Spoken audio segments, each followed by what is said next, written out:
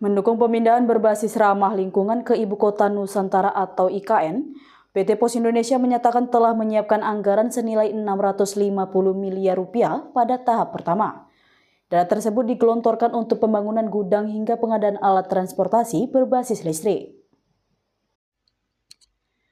PT Pos Indonesia mendukung penuh pemindahan Ibu Kota Negara atau IKN ke Nusantara dengan pendekatan ke ramah lingkungan.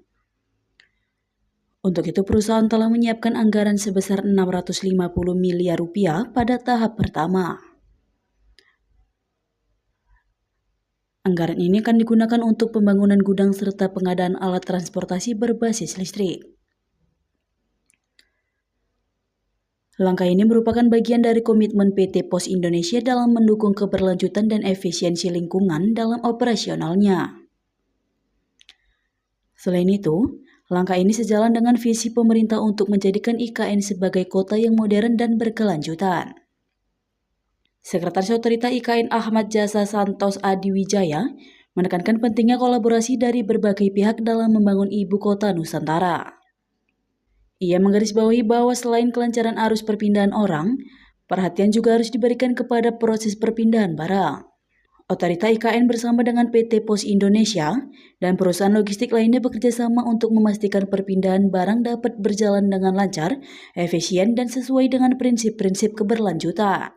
Langkah-langkah ini diharapkan dapat mendukung pembangunan infrastruktur yang lebih hijau di IKN dan menjadikan Nusantara sebagai contoh kota masa depan yang ramah lingkungan. Kita dalam membangun itu harus memperhatikan kondisi lingkungan. Jadi dalam proses logistik misalnya kan kita menggunakan media dari transportasi laut, berartinya di pelabuhannya, ya, lalu penggunaan jalannya segala macam. Nah itu artinya aktivitas itu harus kita catat semua dan kita pastikan berapa emisi karbon yang dilahirkan oleh proses pembangunan, termasuk proses logistik. Dari pencatatan itu kita bisa memastikan aktivitas penyeimbangnya. Dari sisi otorita kita punya kepentingan untuk melakukan seperti itu. Makanya kita melakukan sinergi.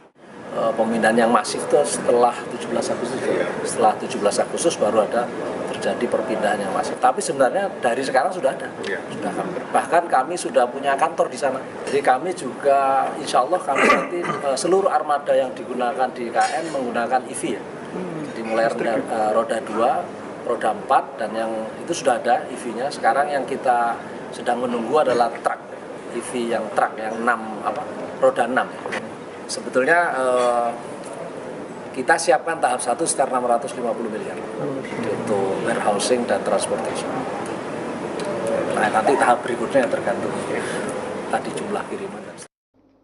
Ayo dukung kami dengan cara like, share, komen, dan subscribe di akun BTV agar tidak tertinggal berita terupdate lainnya. Saya Teguh Cindy pamit undur diri, terima kasih dan sampai jumpa.